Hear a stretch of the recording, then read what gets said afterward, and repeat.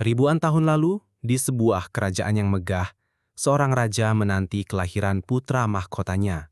Ia bertekad untuk melindungi sang pangeran dari segala bentuk penderitaan dan ketidaknyamanan. Sang raja percaya, kebahagiaan sejati hanya bisa diraih dengan menyingkirkan semua rasa sakit dari hidup.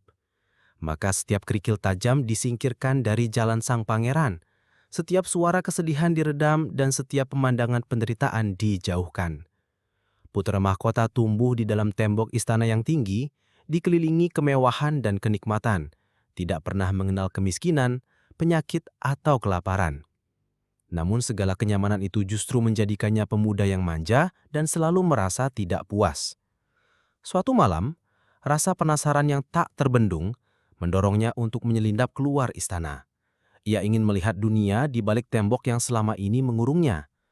Untuk pertama kalinya, ia menyaksikan penderitaan manusia, orang tua yang renta, orang sakit yang lemah, dan orang miskin yang kelaparan.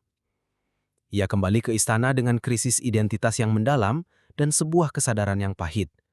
Sang pangeran akhirnya menyadari bahwa semua kenyamanan yang diberikan ayahnya selama ini adalah penderitaan yang sesungguhnya. Hidup yang kosong dan tanpa makna adalah penderitaan terberat.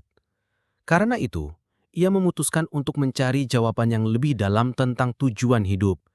Ia meninggalkan istana, membuang semua harta, dan hidup sebagai seorang pertapa di jalanan. Ia yakin dengan mendekati penderitaan secara ekstrim, ia akan menemukan pencerahan dan makna sejati di baliknya. Beberapa waktu berlalu, ia mengalami penderitaan seperti orang pada umumnya. Ia memahami bahwa penderitaan itu menyebalkan dan tidak seharusnya ada di dunia. Namun ia merasa jawaban itu belum lengkap. Ia tidak menemukan pencerahan yang ia cari. Maka dalam kebingungan, ia membersihkan diri di sungai dan duduk di bawah sebuah pohon. Di sanalah ia bermeditasi selama 49 hari. Di bawah pohon itulah ia menemukan sebuah kebenaran universal tentang penderitaan. Jadi jika lari dari penderitaan itu salah, dan mendekati penderitaan secara ekstrim juga salah, lantas apa solusinya? Apakah kita harus pasrah dan menyerah pada takdir? Pencerahan yang ia dapatkan bukanlah jawaban yang ia harapkan, melainkan sebuah realitas yang tak terelakkan. Ia menyadari bahwa hidup itu sendiri adalah penderitaan. Orang kaya menderita karena masalahnya. Orang miskin juga menderita karena masalahnya. Walaupun kadarnya berbeda, penderitaan tidak pernah memilih-milih. Semua orang yang hidup pasti menderita. Karena penderitaan pada dasarnya tidak bisa dihindari, ia menyadari bahwa fokus untuk menghilangkannya adalah sia-sia. Hal ini seperti mencoba mengeringkan lautan, mustahil untuk dilakukan.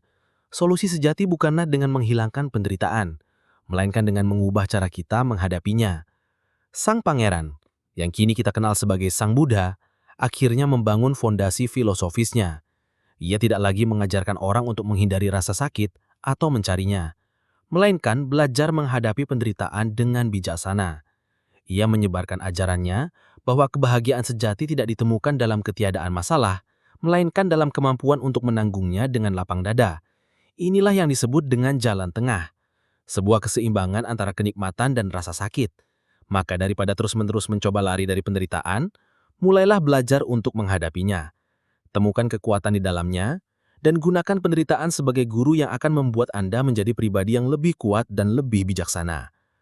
Sang Buddha mengajarkan kita bahwa masalah itu tidak akan pernah pergi, jadi hadapi dengan lapang dada. Ia meyakinkan, satu-satunya cara untuk menghadapi rasa pedih yang timbul adalah pertama-tama belajar bagaimana menanggung semua itu. Kisah Sang Buddha adalah pengingat bahwa penderitaan bukanlah kutukan, melainkan bagian dari perjalanan manusia. Pencerahan sejati bukanlah tentang hidup tanpa masalah, melainkan tentang menemukan kedamaian dan kekuatan untuk menghadapinya.